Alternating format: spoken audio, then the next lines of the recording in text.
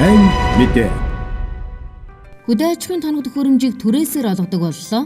Сүүлийн жилүүдэд төрөөс хөдөө аж ахуйн салбараа хөгжүүлэх чиглэлд анхаарч ажилласны үр дүнд энэ салбарт нааштай эерэг өөрчлөлтүүд гарч байгааг сар шинийн энэ өдрүүдэд сайн мэдээ дуулгаж байна. Малчтынхаа амьдрал ахуйг дээшлүүлэх, эрүүл малыг бий болгож, чанартай, хямд үнэтэй мах сүүгээр дотоодын хэрэгцээгээ бүрэн хангах, цаашлаад экспортыг нэмэгдүүлэх зорилгоор эрчимдсэн мал аж ахуйг дэмжих хөтөлбөрийг хэрэгжүүлж байна. Энэ ажлын хүрээнд хадлагын болон малын тэжээлийн үйлдвэрийн ижүүрдэл, ургамлын бутлуур, цахилгаан саалтуур гээд малчтын хөдөлмөрийг хөнгөвчүүлсэн техникийг түрээсээр олгож байгаа сайн мэдээг дуулгая. Харин тоног төхөөрөмжийн үн 11-ээс 217 сая төгрөгийн хооронд байна. Хувь хүн аж ахуйн нэгжүүдийн хувьд нэг дор энэ мөнгийг төлөөд худалдан авахд хүндрэлтэй учраас тухайн жилд нь түрээсээр төлж явсаар 7-8 жилийн дараа өөрийн эзэмшилд авах бүрэн боломжтой сайн мэдээг салбарын яамны хувьд.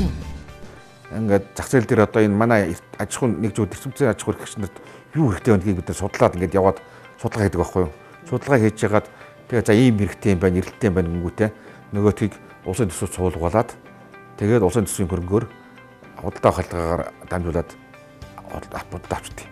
За өмнөх жилдээ харьцуулахад төр энэ салбарыг тууштай дэмжсэний үр дүнд 2015 оны байдлаар манай улсад 2730 гаруй аж ахуйн нэгж эрчимдсэн мал аж ахуйн чиглэлээр үйл ажиллагаа явуулж байна. Тэд хүнсний хангамжийг нэмэгдүүлэх, эрүүл аюулгүй хүнс бий болгоход томоохон хувь нэмрээ оруулж байгаа үндэсний үйлдвэрлэгч шиг юм а. Тэгэхээр нэг 10-аас 20% тушаалхтай үнийх нь. Тэгэл хэдэн жил 10 жил юм уу 20 жилээр ингээд түрээс гिचдэг. Тэгээд жилдээ нэг үнийн дүнгийнхаа нэг 0 1 2 3% тушаах шийдтэй.